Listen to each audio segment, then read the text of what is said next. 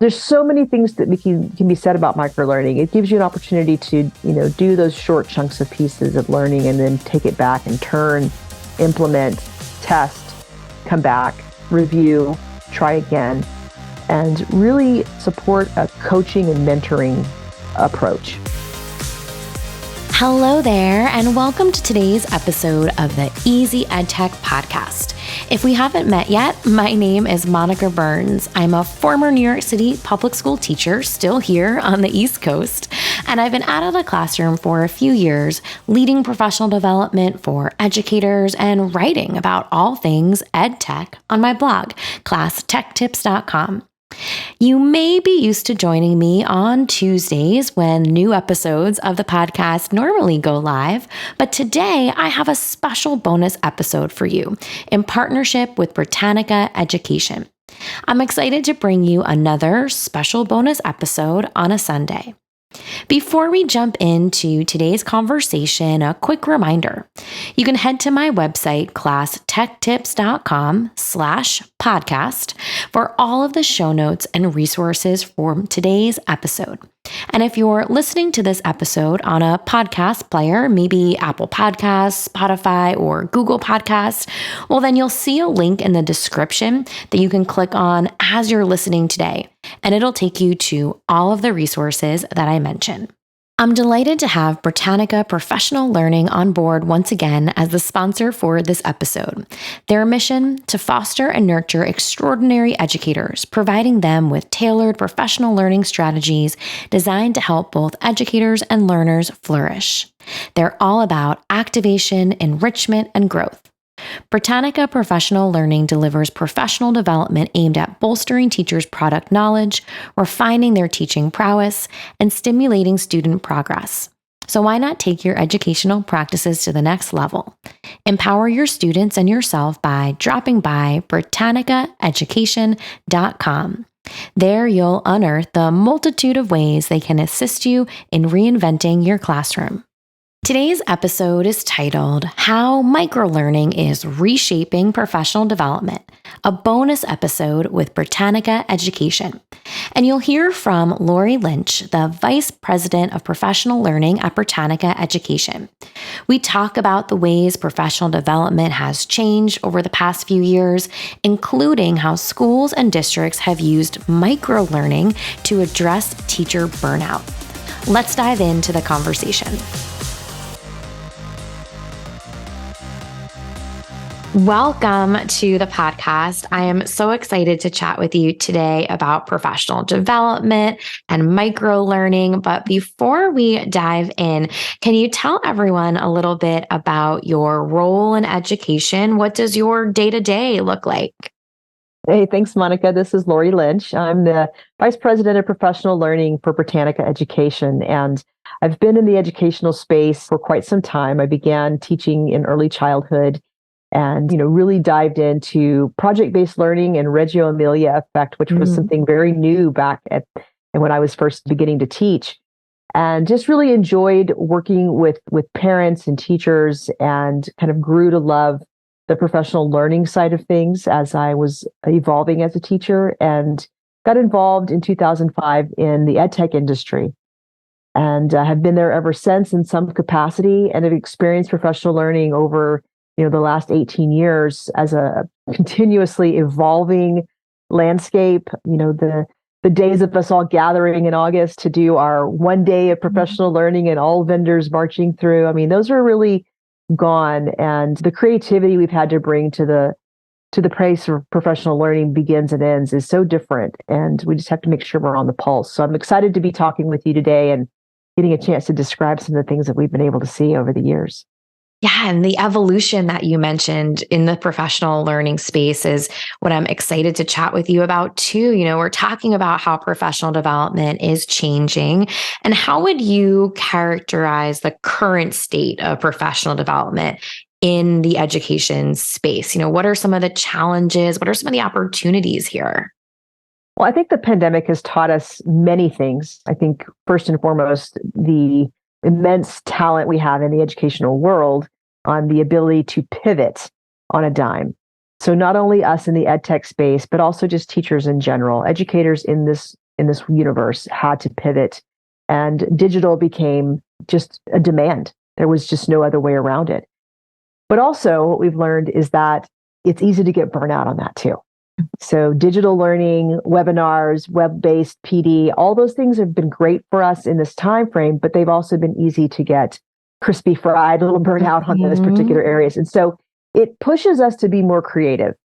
And while we're starting to get back to all the on-site trainings and seeing that coming back, we still have people that are hesitant to invite you into schools. And so you've got to be more and more creative with how you're doing digital delivery. So if you're going to continue to learn digitally, you've got to have a mix of synchronous and asynchronous learning. There's got to be multiple modalities of learning available. So part of it is live, part of it's recorded, part of it's self-paced, part of it's interactive. And even more so is what I call microlearning. So you'll hear that a lot in the professional development world, professional learning world, is being respectful of the brain and knowing that we can only take in so much. Even when we had those fabulous 3-hour interactive on-site professional learning opportunities back in the day, and they were fun and they were engaging and we got things out of it, the brain's only going to retain so many percentages of the information that's put out there. So with the microlearning approach, you're giving short bursts, short chunks of learning, and giving the brain time to digest, process it, turn and use those pieces of learning that you've acquired, and then come back with information and say, that worked for me, or that didn't work for me. And then dig into why or why not, and figure out if that was just not applicable to your classroom or applicable to your school, or is it just not how it works with your style of teaching and learning. So there's so many things that can be said about microlearning. It gives you an opportunity to, do those short chunks of pieces of learning and then take it back and turn, implement, test, come back, review, try again, and really support a coaching and mentoring approach. And I love your emphasis on just what positives there are with this digital delivery of resources, right? Or using digital platforms to share, but then also some of those pieces that really do become a challenge.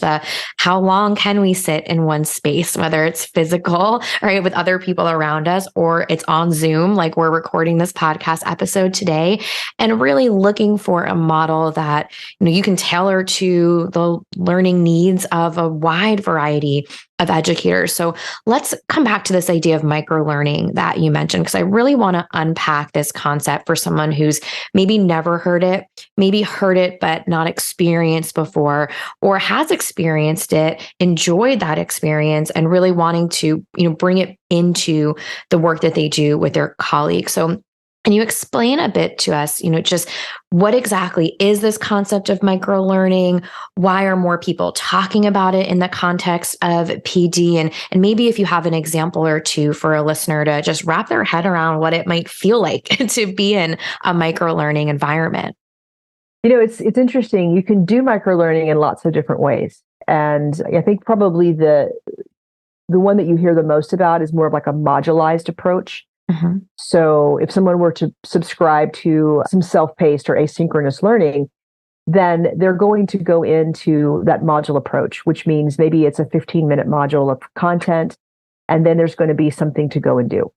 So there's going to be a question that you ponder, or there's going to be an assignment like, hey, take this concept into your classroom tomorrow and test this out. And then when you join us in module 2, you'll be able to upload this document or upload your comments or send your comments via this link or take this quiz and give us feedback on how that worked.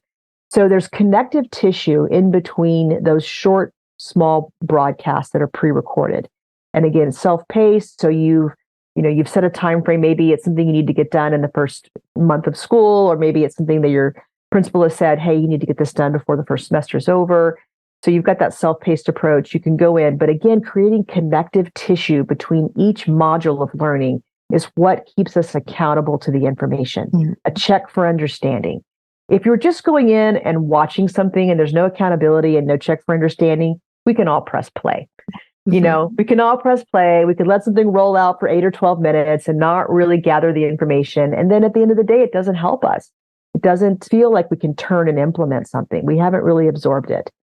So that's one approach. If you're looking to do that in a live setting, one of the things that we've really worked on a lot in a lot of my professional development career is making sure that in a live session, on-site or digital, that we're only talking the first 10 or 12 minutes and then putting some sort of activity in. So maybe we're using something like Kahoot, or maybe we're using a Jamboard or a Padlet, or any of these really great extensions of technology that you can use today, where you're gathering thoughts, or you're telling someone to go and fill in this column, go put your information in here, and then let's make a graphic organizer out of this, or let's do a T-chart. Let's find the pros and cons of this concept.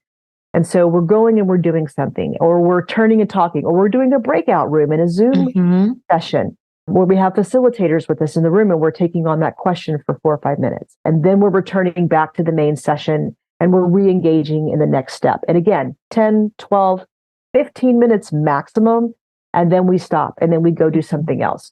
We do a fun game on Kahoot, or we've got some sort of pondering, or we're note taking, we're practicing, we're talking about writing concepts and we're practicing paragraph building. So we're all going to go off and start our first sentence of a paragraph, and then we're going to pass it in our small group in Zoom to add the next sentence to the paragraph, and so on and so on. So by the end of the Zoom breakout, we've got this cool little paragraph that's been concocted by 5 or 6 different people. So there's just something to do. There's something to keep us engaged so that our brain is getting that chance to relax, engage with someone in a human way, apply the information we've just taken in, and then go back and learn some more. So while those 3 and 4 hour half-day sessions or all-day sessions of PD are still happening, a lot of them are happening in different ways. And then if we're doing them online, we're being respectful again and using our digital extension tools. And if we're doing it in a pre-recorded environment or asynchronous, we're creating connective tissue in between the modules. I really appreciate those examples that you gave, because not only does microlearning happen in that self-paced way, right, where we're learning something, taking action, coming back to it, there's those accountability or checkpoints built in, but these are strategies that can happen in the face-to-face when we have a nice chunk of time, when we are live and together. And I think it really does help provide some solutions to the challenges that take place in the professional development field with that burnout. Are we really doing this thing after we've learned about it? Is there time for us to even do that thing? Right. So even with the best of intentions, there can be so many challenges there. And I love how this microlearning, just embracing that concept in these different styles of professional learning, it just feels very scalable. And it also feels like it's something that could go along in many different disciplines, no matter what your focus is, right? It's less about the content and more about the delivery of this piece. So, I'm curious if you have a success story to share, somewhere where microlearning has really improved the professional development experience for a group of educators you or your team have worked with. Would love to hear a bit about that. Sure. Just a quick example, working at a state level, you're walking into a state level implementation, and no matter what the product may be or what the philosophy may be that you're doing at that time, a state level implementation can be a little bit daunting. You may have 25, 50,000 educators, depending on the state. And you're thinking, how do I make this effective? How do I get this out into the universe there and make sure that there's learning happening, that there's accountability to the content of the information, that it's being applied and implemented with fidelity. So, that modularized approach that I mentioned, that was one of the things that we started off for the teachers, because we thought, gosh, how are we going to get on the ground and get 25,000 educators informed? So we actually created a tailored modularized effect where we produced 10 modules across the school year and released them at strategic times. We provided quizzes and questionnaires and certificates of completion so they could turn those in at their school districts or at their campus level and say, we've gone through this particular training. And then we broke the on-site training into coach level. And we went on the ground and did regionalized coach levels with interactive sessions, 2 and 3 hours at a time. But again, being respectful of the brain, stopping every 10 or 15 minutes, doing some sort of turn and talk or some sort of activity or a gallery walk or something like that. So those are the ways that we did that. And by the end of the year, we had an amazing amount of fidelity. The usage was extremely strong. We were seeing movement in students' growth. We were seeing Lexile level shifts. This is a literacy approach. And so we were seeing growth in their Lexile levels, so their reading levels were growing. So there was a lot of things that pointed to at the professional learning at the end of the year that showed the fidelity of the implementation was strong. We had produced a multiple modality approach. We had asynchronous learning, we had on-site learning, we had some pieces that were very general and generic tutorials that could apply to anyone, not a specific layer of the educational system. So we just built out a really robust long-term one-year plan. And then it was very easy to build out the second year because we had an established fidelity of implementation. And we knew where we stood. We knew where we needed to grow from. And I think that fidelity of implementation piece is huge, just in terms of setting everyone up for success.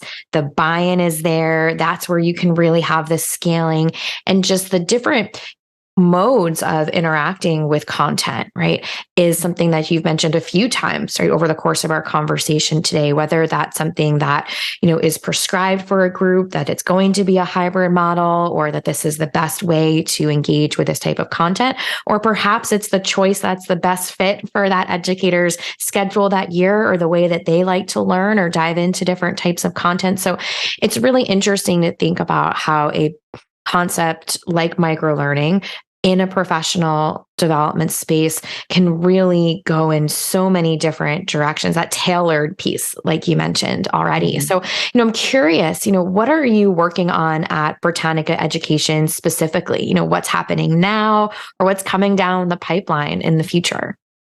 Well, I think right now, the biggest thing that I'm seeing us do is establishing a relationship early on with an implementation call and really expecting everybody to focus on the end. What are the end results? So, we hear a lot, begin with the end in mind. And that's a big thing, because if we're not establishing that relationship of we're wanting the best outcome for you, and in order to start, let us present our baseline pieces. Let us bring in the basic establishment of what we've got on our hands, what you've chosen to utilize, and then where do you want to be? And then we sort of back our way into that. So we say, okay, these are the outcomes that you're expecting. This is what you really hope to see by the end of the school year or the first 2 years of implementation. So let's just digest that. Let's break it up and let's go back and let's say, okay, so in the first 2 months of the school year, we need to focus on just the tool at hand. Best practices, modeling, a lot of examples in modeling. And then step into, okay, now we extend that. Is that curriculum mapping? Do we need to be tying what we're doing back to a standard or to a particular concept? Maybe, for instance, we do a lot of culturally responsive instruction at Britannica, which is something that, you find in various stages of success across the United States. But when we're walking into a school district who is really digging into diversity work and culturally responsive instruction, they may have already begun some work. So where are they in their particular implementation? Where have they come from? Where are they? Where do they want to be?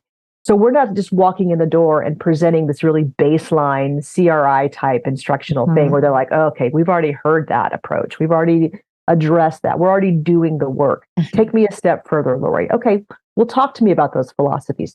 Talk to me about the research. Who do you subscribe to? Who are some of those workers out there that are doing the work that you have invested time and research on? And let us map our instructional components of CRI to the work you're doing. So starting off with a little bit of baseline and then tailoring it to match the philosophies and the research that they've done. Because in the work that we're doing, we're spending time with lots of different folks in that particular space. So we're getting a really diverse and diversified approach to what culturally responsive instruction looks like. So by doing that, we feel well equipped to talk about all the different types of research that exist out there with regards to that. So I think just keeping your finger on the pulse of the topic, whether it be product specific or product agnostic, like CRI, those are the things that are important. You need to be able to extend. Someone might purchase a product from you and want to use that as a resource and reference and citing piece. But then in year 2, they might want to tie that to a standard somehow, or their cultural work or their diversity work. So you've got to be thinking ahead of how you're tying all your professional learning together. And I think the other approach too is that with microlearning, it has to be a coaching and mentoring approach, because that, honestly, if anyone is reading the research these days, and especially following organizations like Learning Forward, there's a lot of great articles and research that's being done that's talking about teacher burnout. What's making them stay and what's making them leave? And if they're not feeling supported, mentored, and coached with success, it's easy for them to turn and walk away from the profession. And we were losing a lot of great people that way.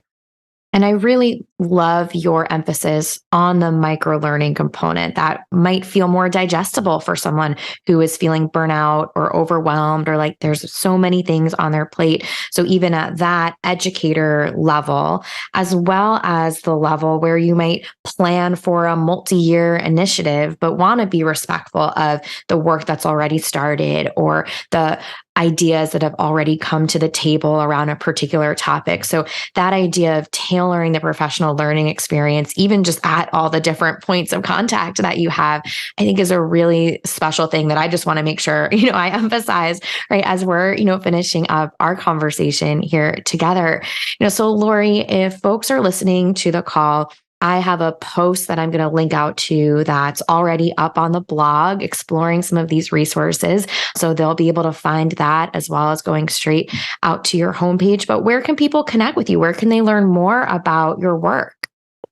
Actually, just checking out Britannica Education, you're going to find links to all sorts of our resources and our approach. As you know, Britannica has been around for over 250 years. And, you think about that as a brand, it's kind of overwhelming if you think about the responsibility you have to Britannica when you're working in this space. But just a trusted fact checker and resource for centuries now. So, check us out, look at the things that we're doing online now digitally that, is, I think, super important for our educational system today, to make sure that we're using things that are fact checked and that are resources that are well researched and well checked into, editorial, checking into things all the time, making sure we're presenting the facts so that students have access to articles and citations and images and things that they can really use in their everyday schoolwork, and that educators will find beneficial. The professional learning side of it is that we can both provide product-specific and product-agnostic approaches. And I think that's so important. When you're talking about the educational landscape today, let's just look at literacy. You've got a science of reading voice that's very loud and very successful. And you've got inquiry-based learning that's been around for a very long time that's had giant waves of success. But when you're talking about professional learning and you're trying to understand both sides of the argument, where is it in the middle that we can find that research that connects us to what's best practices in literacy in general? So those are things that we try to tackle and that we approach, with a research base and a very specific focus on being respectful of what exists in the universe and not just picking a side, really trying to look across the aisles and understand what is the connective tissue with best practices. So that's just one example with regards to literacy. But that's what myself and my team are really focused on, is being the best support for what educators need today and staying flexible and evolving with them. Thank you, Lori, so much for your time today. This has been such a great conversation that I know is actionable for listeners. We will link out so that everyone can find you, find Britannica Education, and learn more. Excellent. Monica, it's been great. Thank you for your time today.